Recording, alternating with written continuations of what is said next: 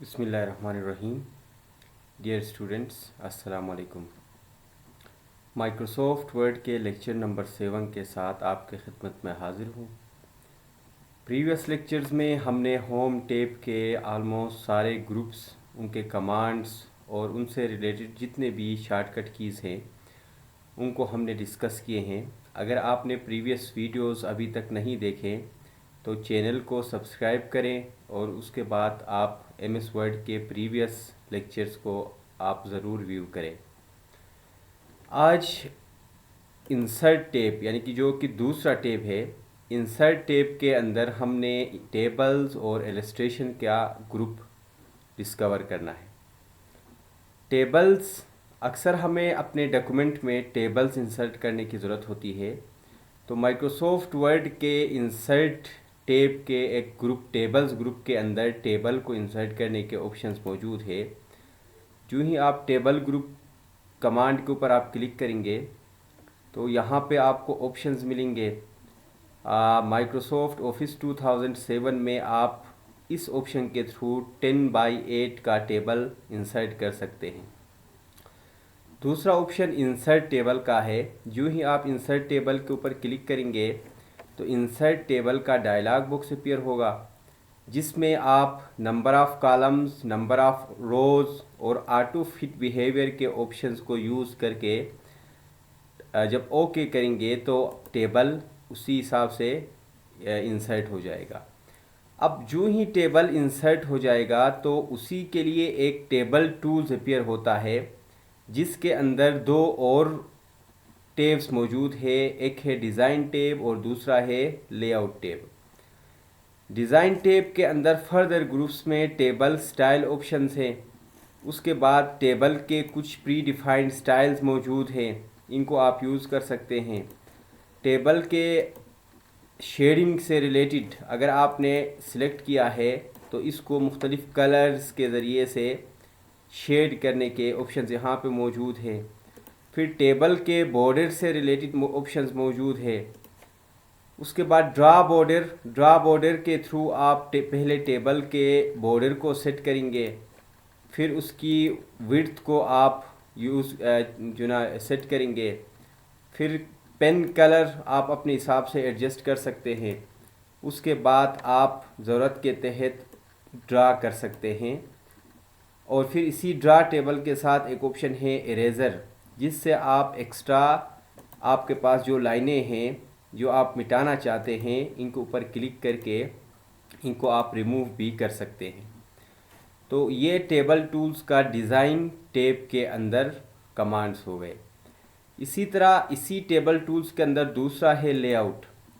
अब लेआउट पे क्लिक करने से बहुत सारे टेबल के लेआउट से रिलेटेड बहुत ऑप्शंस मिलेंगे, जिसमें से यहाँ पे अगर हम देखें रोज़ एंड कॉलम्स, तो रोज़ एंड कॉलम्स में 4 ऑप्शन इंसर्ट के हैं।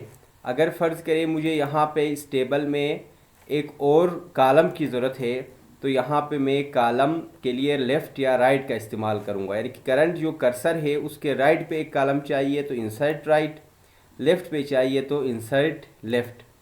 इसी तरह अगर मैंने सिलेक्टेड कॉलम्स को या रोज़ को डिलीट करने हैं तो उसके लिए डिलीट करने हैं तो डिलीट के ऑप्शन में फिर कॉलम का ऑप्शन होगा, तो ये सिलेक्टेड कॉलम्स यहाँ से डिलीट हो जाएंगे। इसी तरह अगर मुझे रोज़ को इंसर्ट करने हैं तो बिलो या अबोव का ऑप्शन है, इसके ज़रिए से मैं मज़ीद रोज़ में इजाफ़ा कर सकता हूँ। या अगर सिलेक्टेड रोज़ को मैंने डिलीट करने हैं तो यहाँ से डिलीट रो के ऑप्शन से रोज़ को मैं डिलीट कर सकता हूँ। तो ये टेबल के अंदर लेआउट के रोज़ और कॉलम्स के ऑप्शंस थे। उसके बाद मर्ज के भी कुछ ऑप्शंस हैं। अगर मैंने कुछ कॉलम्स को मर्ज करने हैं तो सिलेक्ट करके मर्ज सेल्स ये मिलाएगा।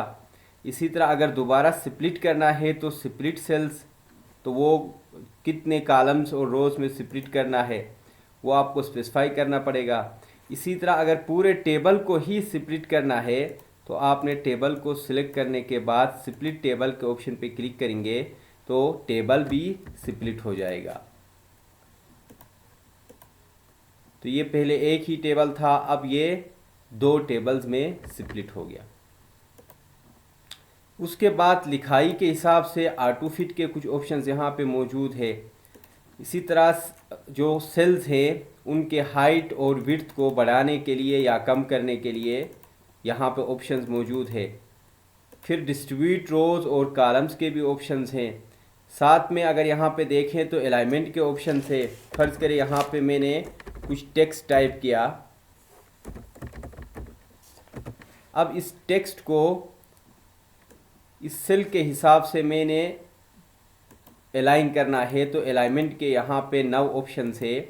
इनका इस्तेमाल करके आप टेक्स्ट को अपने हिसाब से, अपने ज़रूरत के हिसाब से अलाइन कर सकते हैं। इसी तरह टेक्स्ट डायरेक्शन है, टेक्स्ट की डायरेक्शन को चेंज करने के लिए। फिर जो लिखाई है उसके मार्जिन को सेल के हिसाब से आपने कितना रखना है, वो भी ऑप्शंस यहाँ पे मौजूद है। तो गोया लेआउट के अंदर इन ऑप्शंस के साथ आपने ज़रूर छेड़ना है। टेबल्स इंसर्ट करके इन ऑप्शंस का आप ज़रूर इस्तेमाल करें। अगर फ़र्ज़ करें यहाँ पे पूरे टेबल को सिलेक्ट करना है तो इस कोने में मुझे क्लिक करना पड़ेगा।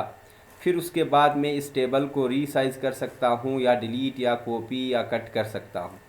इसी तरह अगर रीसाइज़ करना है तो इस कोने से जब ये इस तरह का शेप आ जाए पॉइंटर का, तो आप ड्रैग करके इसको रीसाइज़ कर सकते हैं। अब फ़र्ज़ करें मुझे टेबल डिलीट करना है, तो मैंने सेलेक्ट किया, उसके बाद डिलीट टेबल के थ्रू मैंने इस टेबल को डिलीट किया। तो बहरहाल ये एक पहला ऑप्शन ये हो गया टेबल इंसर्ट करने का। दूसरा ये वाला ऑप्शन है इंसर्ट टेबल के डायलॉग बॉक्स के थ्रू। और तीसरा जो है ना ड्रा टेबल है। ड्रा टेबल पे क्लिक करके एक मेन पेंसिल टाइप का एक पॉइंटर बन जाएगा। इसके थ्रू आप एक मैनुअली टेबल को ड्रा कर सकते हैं या फिर इरेज करना है तो इरेज कर सकते हैं। तो बहरहाल ये एक और ऑप्शन है टेबल इंसर्ट करने का।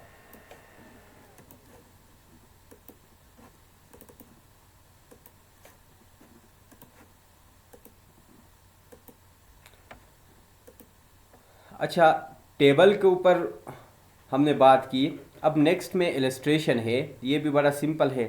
इलस्ट्रेशन में चूँकि हमें अपने डॉक्यूमेंट के अंदर पिक्चर्स, फिर मुख्तलिफ शेप्स, आर्ट्स और चार्ट्स की ज़रूरत पड़ सकती है, तो आज हम इलस्ट्रेशन ग्रुप को भी डिस्कस करेंगे। पहला है पिक्चर। अब पिक्चर पे क्लिक करें।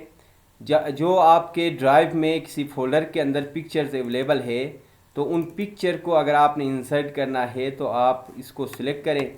फिर सिलेक्ट करके इंसर्ट करेंगे तो यहाँ से ये पिक्चर इंसर्ट हो गया।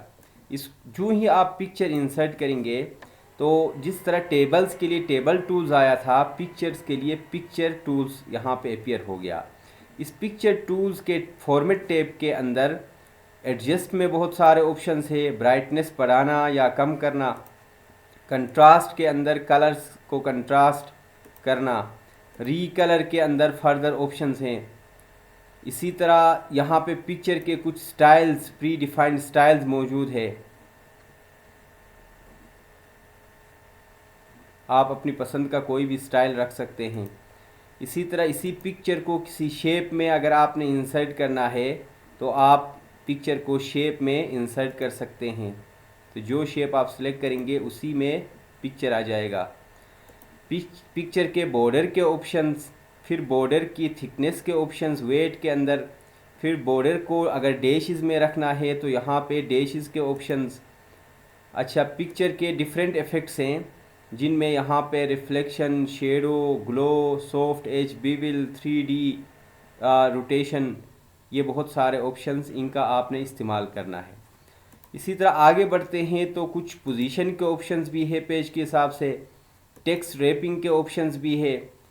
अलाइनमेंट, अगर मल्टीपल पिक्चर्स है तो उनको कैसे आपने अलाइन करना है, अलाइनमेंट के ऑप्शंस। फिर एक से ज़्यादा पिक्चर्स को अगर आप ग्रुप में रखना चाहते हैं तो ग्रुप के ऑप्शंस। डिफरेंट डायरेक्शंस में रोटेट करने के ऑप्शंस, फिर फ्लिप वर्टिकल और फ्लिप हॉरिजॉन्टल के ऑप्शंस। इसके अलावा अगर आप तस्वीर को क्रॉप करना चाहते हैं तो क्रॉप के ऑप्शंस, जिसमें से आप किसी तस्वीर के अनडिज़ायर्ड जो एरिया है उसको आप काट सकते हैं। इसी तरह स्पेसिफिक साइज़ में अगर आपने पिक्चर को रखना है तो यहाँ पे हाइट और विड्थ अवेलेबल है, यहाँ से भी आप साइज़ फिक्स करके रख सकते हैं। यूजुअली हम यहाँ कॉर्नर से ही साइज़ को बढ़ा भी सकते हैं, कम भी कर सकते हैं। और फिर एक येलो बुलेट आइकन होता है, यहाँ से भी हम रोटेट कर सकते हैं। तो हमने एक क्विक मैनर में इसको फॉर्मेट, पिक्चर टूल के फॉर्मेट के स्टेप को देखा। तो ये वो तस्वीर है जो हमारे किसी ड्राइव में हमने रखे हुए हों। जबकि दूसरा ऑप्शन क्लिप आर्ट का है। क्लिप आर्ट वो आर्ट्स होते हैं या इमेजेस होते हैं जो आपके ऑपरेटिंग सिस्टम के अंदर या ऑफिस के अंदर पहले से मौजूद हो। जो ही हम क्लिप आर्ट पे क्लिक करते हैं तो साइड में क्लिप आर्ट का टास्क पेन ओपन होता है। यहाँ पे फ़र्ज़ करें मुझे चाहिए कोई कंप्यूटर का इमेज, तो यहाँ पे मैं सर्च करता हूँ कंप्यूटर। अब यहाँ पे इमेजेस आ गए। अब अगर इसी इमेज को मैंने अपने डॉक्यूमेंट में यूज़ करना है तो यहाँ से मैं इंसर्ट करूँगा। जो ही मैं इंसर्ट करूँगा तो ये तस्वीर ही है, यानी कि जिस तरह पहले पिक्चर के ऑप्शन से हमने इंसर्ट किया था, ये इमेज ही आ गया और उसी के लिए वही पिक्चर टूल अपीयर हो गया। इसका इस्तेमाल करके फ़र्दर हम इस तस्वीर को फॉर्मेट कर सकते हैं। तो ये हो गया क्लिप आर्ट के हवाले से। नेक्स्ट है शेप्स। बहुत सारे शेप्स अवेलेबल है। अब फ़र्ज़ करें कोई स्टार का शेप हम ड्रा करते हैं। जो ही हम ड्रा करेंगे तो यहाँ पे फिर ड्राइंग टूल्स अपीयर होता है। उसके अंदर इस शेप की फॉर्मेटिंग के ऑप्शंस मौजूद है, जिसमें कुछ इंसर्ट शेप के ऑप्शंस हैं, फिर कुछ शेप के स्टाइल्स हैं, प्री डिफाइंड स्टाइल्स है। उसके अलावा फिर शेप के फिल ऑप्शंस है, जिसमें पिक्चर से भी आप किसी शेप को फिल कर सकते हैं। ग्रेडियंट के ऑप्शंस हैं, टेक्सचर्स के ऑप्शंस मौजूद है। इसी तरह आउटलाइन कलर या उसका विड्थ, वेट, फिर डैशेस। इसके अलावा shadow effects, 3 dimensional effects, position, फिर एक से ज़्यादा अगर शेप्स है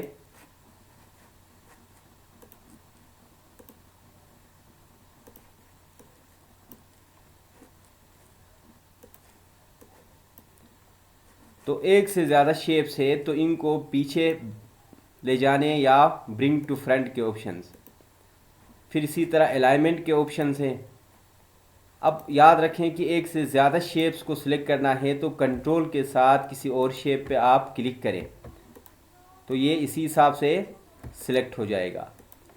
अब आप इनको अलाइन भी कर सकते हैं, इनको ग्रुप में रख सकते हैं, और अगर अनग्रुप करना है तो यहाँ से अनग्रुप करें, रोटेट करना है तो रोटेट करें, और उसके अलावा स्पेसिफिक साइज़ में इसको रख सकते हैं। अच्छा, नेक्स्ट में हमारे पास है स्मार्ट आर्ट।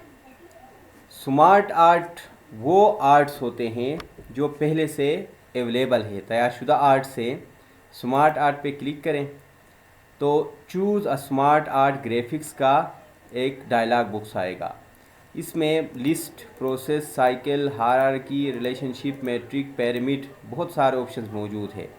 तो आप कोई भी ऑप्शन यहाँ से यूज़ करें और इसके अंदर जस्ट टेक्स्ट या तस्वीर इंसर्ट करके आप स्मार्ट आर्ट के ज़रिए से कोई ना कोई आर्ट बना सकते हैं।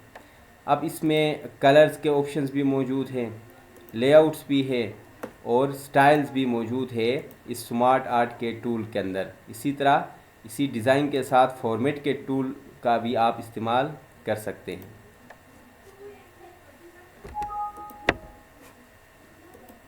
अच्छा, नेक्स्ट में बहुत इम्पोर्टेंट है चार्ट। चार्ट पे आप क्लिक करेंगे तो इंसर्ट चार्ट का डायलॉग बॉक्स अपीयर होगा। अब यहाँ से आप पाई चार्ट फ़र्ज़ करें हम इंसर्ट करना चाहते हैं तो पाई चार्ट के ऊपर क्लिक करें, फिर ओके प्रेस करें। अब साइड में एक्सेल का एक विंडोज़ भी अपीयर होता है। अब यहाँ से मैं डेटा को मॉडिफाई करता हूँ। फ़र्ज़ करें यहाँ पे हम मंथली एक्सपेंसेस का कोई चार्ट बनाना चाहते हैं, मंथली एक्सपेंसेस। अब इसमें मुख्तलिफ़ आइटम्स के ऊपर एक्सपेंसेस हो सकते हैं। तो क्लॉथिंग फ़र्ज़ करें यहाँ पे रेंट है, हेल्थ है, एजुकेशन है और इसके अलावा मिसलिनियस का एक रो भी बना देते हैं। अब इसमें हज़ारों के हिसाब से या जो भी आप फिगर देते हैं, आप फ़र्ज़ करिए 12,000 है, रेंट आप 6,000 रखते हैं, हेल्थ के ऊपर आप 4,000 खर्च करते हैं, एजुकेशन 7,000 खर्च करते हैं, मिसलिनियस में हम यहाँ पे 10 रखते हैं। अब जो ही डेटा हमारा कंप्लीट हो गया तो हमने एक्सेल के इस पोर्शन को क्लोज़ करना है। जो ही क्लोज़ करेंगे तो यहाँ पे देखें ये एक चार्ट बन चुका है जिसमें वही इंडिकेटर्स है, clothing, rent, health, education, miscellaneous. अब इस चार्ट के टूल्स के डिज़ाइन को यूज़ करके इसके डिज़ाइन में आप चेंज कर सकते हैं, इसका स्टाइल आप चेंज कर सकते हैं।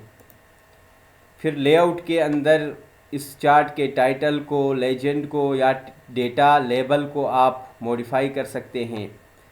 फॉर्मेट के अंदर टेक्स्ट की फॉर्मेटिंग के ऑप्शंस मौजूद है। डिज़ाइन में अगर डेटा को चेंज करना है तो एडिट डेटा पे जो ही आप क्लिक करेंगे तो दोबारा उसी तरह एक्सेल का शीट अपीयर होगा। यहाँ से आप डेटा को एडिट कर सकते हैं। फ़र्ज़ करें मिसलिनियस में हमने 10 रखा था, अब यहाँ से हम 15 रखते हैं। तो जो चेंजिंग यहाँ पे आपने की उसी का इफ़ेक्ट यहाँ पे आपको नज़र आ जाएगा एडिट डेटा के थ्रू। तो इस तरह हम आसानी से कोई भी चार्ट, आप याद रखें कि यहाँ पे बहुत सारे टाइप से column chart, line chart, pie chart, bar chart, area, x y scatter, तो इनमें से जो भी चार्ट चाहिए उसी के लिए आपको रेलेवेंट उसी हिसाब से एक्सेल में एक शीट ओपन होगा, उसमें डेटा आप इंटर करेंगे और उसके बाद उसी तरह का आपके चार्ट यहाँ पे तैयार हो जाएगा।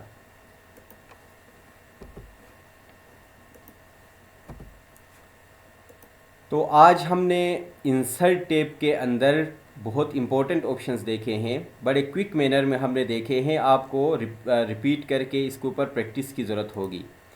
टेबल का ऑप्शन जिसमें इंसर्ट टेबल के ऑप्शंस और ड्रा टेबल, इसके अलावा picture, clip art, shapes, smart art और चार्ट बहुत इम्पोर्टेंट है, इसके ऊपर आपने ज़रूर प्रैक्टिस करनी है। तो लेक्चर के आखिर में अगर आपने अभी तक चैनल को सब्सक्राइब नहीं किया है तो आप चैनल को सब्सक्राइब करें और बेल आइकन ज़रूर प्रेस करें। अपने फ्रेंड लिस्ट में इस लिंक को शेयर करें ताकि मज़ीद आपके यार दोस्त भी इससे फ़ायदा उठा सके।